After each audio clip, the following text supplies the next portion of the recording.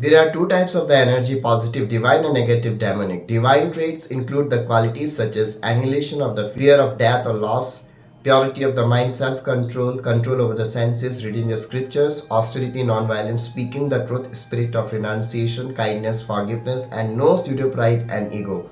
Demonic traits include hypocrisy, vanity, arrogance, anger, harsh speech, and ignorance or consummation. There are three important paths of downfall on which a man eventually destroys himself. They are lust, anger, and greed.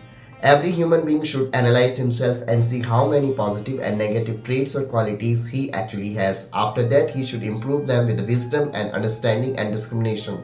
Keeping in mind that this is a continuous process because both positive and negative thoughts keep running in the human mind. So they have to be balanced first and then positive ones have to be increased slowly. In between, negative thoughts will keep continuing, keep coming in your mind, which you will have to try and remove and overcome them. Purification of the mind can be done by meditation, by taking the name of the God, by reading the holy scriptures. One has to be true to himself. Only then he can actually know whether his thoughts and actions are helping or ruining his self-development. The Lord is telling about three types of tapas. Tapas means stopping your energy from flowing out and collecting it in the upper chakras to experience the divine. One should say such words which should not create any restlessness, agitation in others. One should speak the truth. That is, the one who has read, heard, seen has to say the truth in the same way.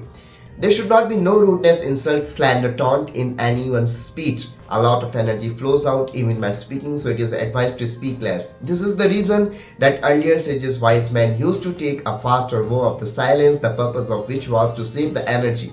In the end, comes the austerity of the mind. There is disturbance and agitation in the mind when a person assumes relation with the things of the world and human beings. To combat that, one can do certain things. First, man should not have any kind of the attachment with the world. Second, he should not discriminate against anyone because of his selfishness and pride. Then third, he should have feelings like mercy, forgiveness, generosity. Then fourth, he should have a sense of well-being of all in his mind. Saumya bhav means that there is no violence in the mind. There should be no crookedness. Silence means speaking less. Here silence is not just of the words but silence of the man. That is mind. That is not to be disturbed about the conflicts of favorable, unfavorable, attachment, aversion, happiness, sadness, etc. There should be no agitation in the mind.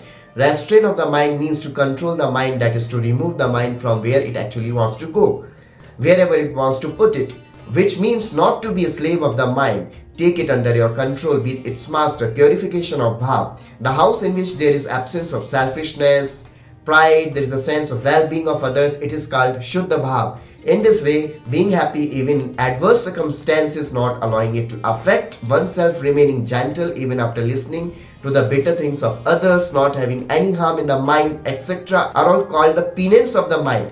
These three types of austerities performed in a selfless spirit without the desire for the fruit are called the satwik. With this, it should be done with full devotion. The Lord is telling that Om Tat and Sat are the names of the Supreme Soul, that is through which the Supreme Soul is remembered.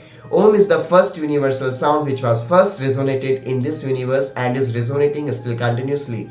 That means those in whom there is no change, who are always perfect, who are the basis of all and from whom everything is just going on, from whom everything has come in and in whom everything is present and in whom everything finally dissolves. Sat means ultimate truth. The one in which there is no change is called the Sat.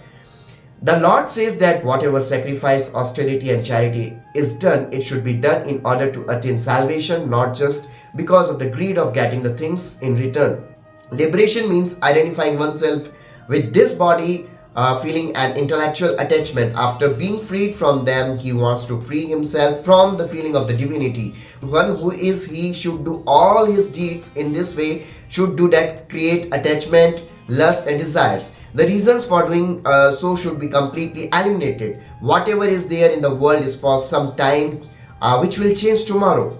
That's why it is called unreal. But there is no change in the God. That's why he is called Sat. Sadhu Bhav means having elevated feelings in the mind like forgiveness, mercy, surrender, sacrifice, etc. Or along with this, whatever action is done with a selfless spirit, all of them become auspicious deeds. That is, they are called as good deeds. The action which is done with the faith and sincerity, with the remembrance of the infinite Brahma, then the mind of the seeker renounces all its selfishness and ego. Sattvic food is favorable and pleasant for health, strength, and purity of the mind. Bitter, sour, and salty, pungent, and disease-causing food is called Rajasic. Old and stale food that has lost its freshness and taste and is impure is called Tamasic. Donations done in the form of duty and according to the orders of the scriptures are called Sattvic. If it is done with show and for some fruit, then it is called Rajasic. If the one does not follow the rules laid down in the scriptures and does charity and sacrifice without faith, then it is called Tamasic. There are also three types of the tapas. Sharirik relate to bodies, speech relate to the speech, and mansik relate to the mind. Purity and observance of celibacy are the austerities of the body, speaking the truth, not to hurt anyone, to read the Vedas and scriptures, the penance of the speech. Peace of the mind, control over thoughts and speech is the austerity of the mind. When this triple tapasya is performed with devotion and without any desire for fruit, it is called sattvic. It is Rajasic if it is done by show for name and fame. If it is done without regard to one's own ability and to cause harm to others, then it is called Tamasic. Struggle only makes you stronger. On attaining knowledge, man goes beyond the changeable things and starts seeing that element which never changes and which resides in every living being. After experiencing his self-consciousness, he sees that God in everyone with equanimity, that is Sattvic knowledge. There is a sense of Advait in it, that is the feeling of oneness without any duality. Rag is the main thing in the Rajas Gyan. The law of the Rag is in that in whom he comes. He creates attachment towards someone and creates hatredness towards someone. That is Dvesha. Where duality means two, there comes Rajas Gyan. In this kind of the knowledge, there is a sense of discrimination of different view. Everyone looks different only because of the connection through the Rag with nature and as well as matter.